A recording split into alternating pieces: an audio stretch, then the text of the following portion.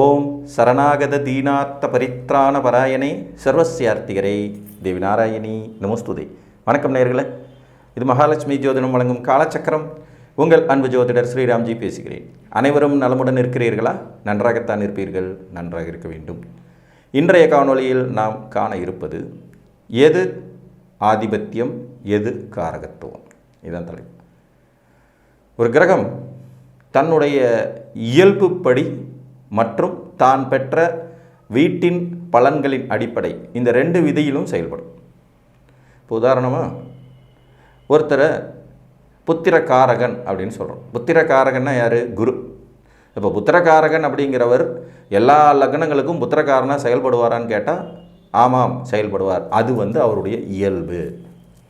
ஆனால் அதே நேரத்தில் ஒவ்வொரு லக்னத்திற்கும் அவர் பெற்ற வீடு அந்த ஆதிபத்தியம் என்ன அப்படிங்கிறதன் அடிப்படையிலும் செயல்படுவார். ஒன்று காரகத்துவம், கேரக்டர். இன்னொன்று ஆதிபத்தியம். இப்போ ஒரு ஆண் இருக்கார். இந்த ஆண் ஒரு பெண்ணுக்கு கணவர், இது ஒரு கேரக்டர். ஒரு குழந்தைக்கு அப்பா, இது ஒரு கேரக்டர். ஒரு ஆஃபீஸில் மேனேஜர், இது ஒரு கேரக்டர். ஒரு அக்காவுக்கு தம்பி, இது ஒரு கேரக்டர். ஒரு தாய் தகப்பனுக்கு குழந்தை, இது ஒரு கேரக்டர். ஸோ இதெல்லாம் அவருடைய கேரக்டர், அவருடைய டிபார்ட்மெண்ட் ஆஃப் ஒர்க் அப்படிங்கிறது மாதிரி கூட எடுத்துக்கலாம். ஆனால் அவருக்குன்னு ஒரு இயல்பு இருக்குது இல்லைங்களா, அதுதான் காரகத்துவம், அவருடைய நேச்சுரல் கேரக்டர். இந்த நேச்சுரல் கேரக்டரின் அடிப்படையில் தான் இவங்க அந்த மற்ற கேரக்டரை எல்லாம் செய்வாங்க. அடிப்படையான குணங்கள் என்பது நமது காரகத்துவம் என்றும், தான் பெற்ற வேலை என்பது ஆதிபத்தியம்னு பிரித்து வச்சுருக்காங்க. இப்போ உதாரணமாக புத்திரகாரகன்னு நான் சொன்னதை குருவை எடுத்துக்கிட்டோம். இப்போ 12 லக்னங்களுக்கும் புத்திர ஸ்தானாதிபதிங்கிறவர் வேற ஆளாக வருவார். இப்போ மேச லக்னத்துக்கு சூரியன் 5 கூடையவராக வருவார். குரு புத்திரகாரகனாகவே இருந்தாலும் அவர் 9, 12ஆம் இடத்துக்கு அதிபதியாக தான் வருவார்.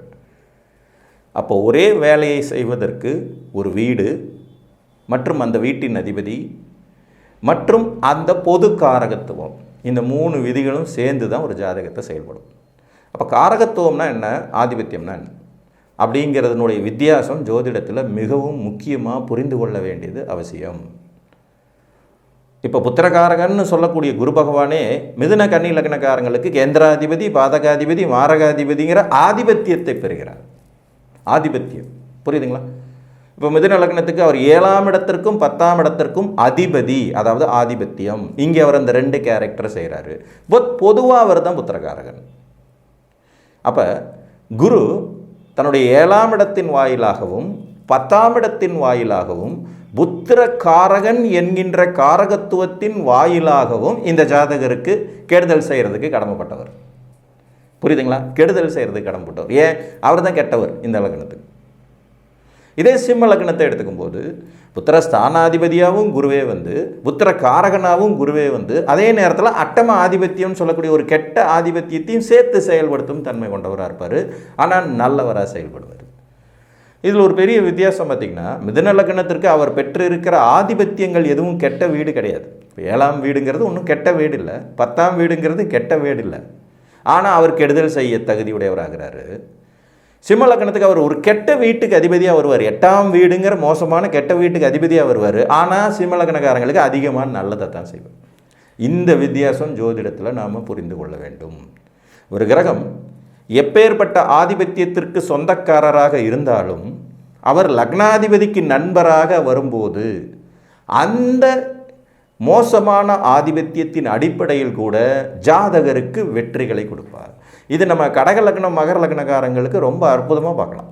இப்போ ஒரு கடக லக்ன ஜாதகருக்கு 6ஆம் ஆதிபத்தியத்தை பெறுற குரு தான் பாக்கியதையை வாரி வழங்கக்கூடியவருங்கிறதுனாலையும், ஒரு சிம்ம லக்னக்காரங்களுக்கு 8ஆம் ஆதிபத்தியத்தை பெறக்கூடிய அதே குரு தான் பூர்வ புண்ணியத்தை வாரி வழங்கக்கூடியவராகவும் செயல்படுவார். அதே மாதிரி தான் ஒரு மகர லக்ன ஜாதகர்களுக்கு 6ஆம் அதிபதியாக வரக்கூடிய புதன் தான் பாக்கியம் என்கின்ற 9ஆம் இடத்து வேலைகளையும் செய்வார்.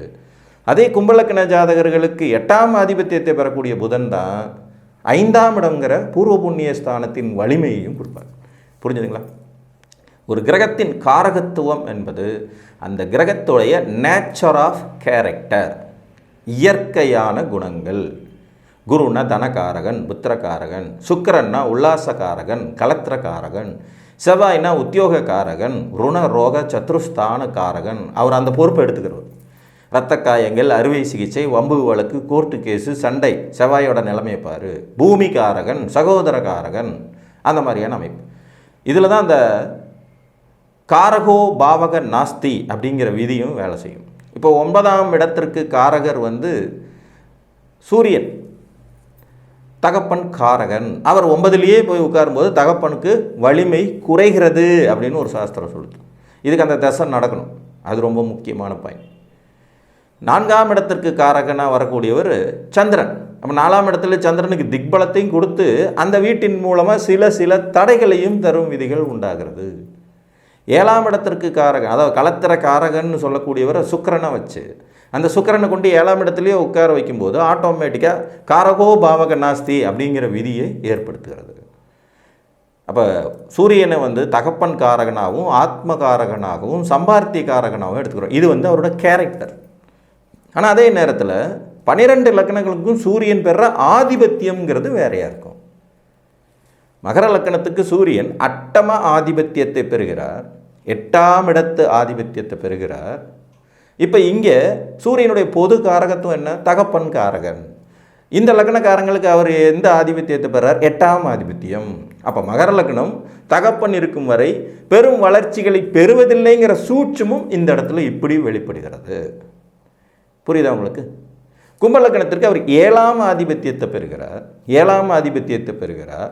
அப்போ அப்பாவுனுடைய காரகர் அவர், தகப்பன் காரகன். ஆனால் 7ஆம் ஆதிபத்தியத்தை பெறாருங்கும் போது முரண்பட்ட வாழ்க்கை துணை அப்படிங்கிற அடிப்படையில் ஜாதகருக்கு துன்பத்தை கொடுக்கக்கூடிய வாய்ப்பு.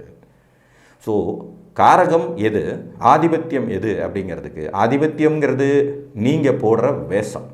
ஒவ்வொரு லக்னத்திற்கும் வேறு வேறு விதமான வேஷங்களை ஒவ்வொரு கிரகமும் போடும்.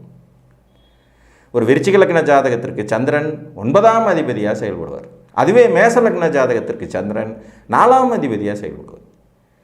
இது மேச லக்னத்துக்கு சந்திரன் 4ஆம் அதிபத்தியத்தை வேஷமாக போடுறாரு, விருச்சிக லக்னத்துக்கு சந்திரன் 9ஆம் அதிபத்தியத்தை வேஷமாக போடுறாரு. ஆனால் சந்திரனுடைய பொது காரகம் என்ன? தாயார் காரகன். புரியுதுங்களா? மனோகாரகன், பிரயாண காரகன். ஸோ காரகம் என்பது அடிப்படை குணம்.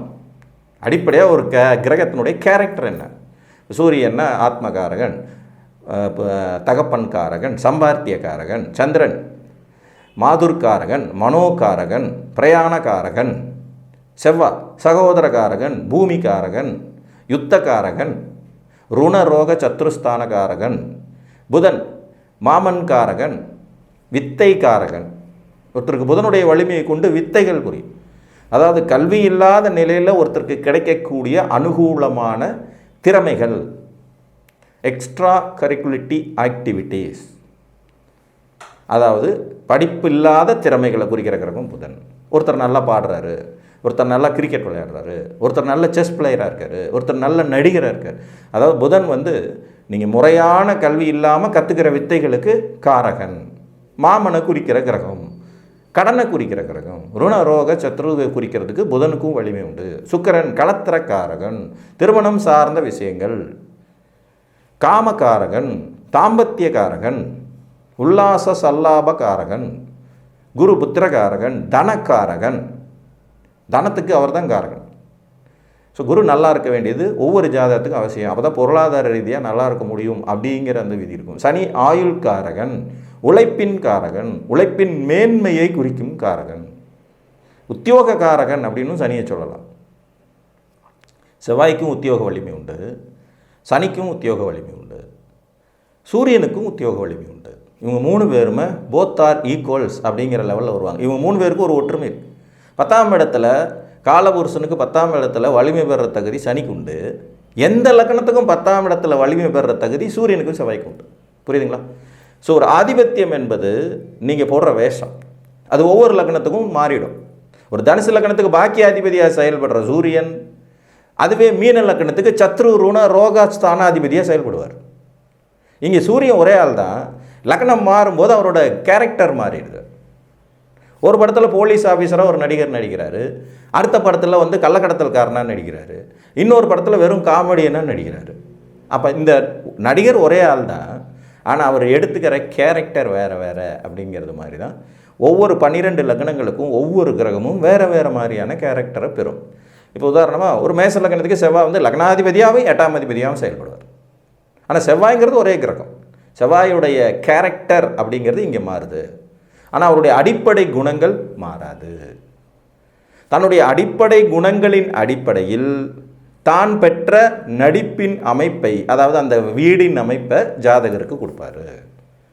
ஒரு மேச லக்னத்துக்கு செவ்வாய் லக்னாதிபதியாக செயல்படுற அதே நேரத்தில் 8ஆம் அதிபதியாகவும் செயல்படுவார், செவ்வாயின் அடிப்படை குணத்தின் அடிப்படையில். புரியுதுங்களா?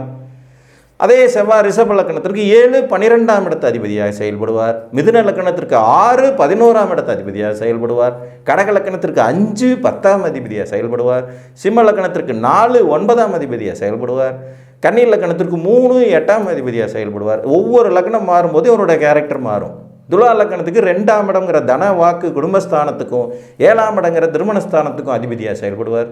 விருச்சிக லக்னத்துக்கு திரும்ப லக்னாதிபதியாகவும் 6ஆம் அதிபதியாகவும் செயல்படுவார். தனுசு லக்னத்துக்கு பூர்வ புண்ணியஸ்தானம் 5 12 கூடையவராகவும், மகரத்திற்கு 4 11 கூடையவராகவும், கும்பத்திற்கு 3 10க்கு உடையவராகவும், மீனத்துக்கு 2 9 கூடையவராகவும் அப்படியே கேரக்டர் மாறும். இவங்க ஏற்றுக்கிற கேரக்டர் அதுதான் ஆதிபத்தியம். ஆனால் அடிப்படை குணம், செவ்வாயின் அடிப்படை குணம் காரகத்துவம். புரிஞ்சுங்களா? காரகத்துவம் என்பது அடிப்படை குணமாகவும், ஆதிபத்தியம் என்பது உங்கள் லக்கணத்துக்கு அவங்க எத்தனாம் வீட்டுக்கு அதிபதியாகி அந்த கேரக்டரை செய்ய போகிறாங்கங்கிறதை குறிப்பிடும் தன்மை கொண்டதாகவும் இருக்கும் என்று கூறி, மீண்டும் ஒரு காணொலியில் உங்களை வந்து சந்திக்கும் வரை உங்களிடமிருந்து அன்புடன் விடைபெற்றுக் கொள்வது உங்கள் அன்பு ஜோதிடர் ஸ்ரீராம்ஜி. நன்றி, வணக்கம்.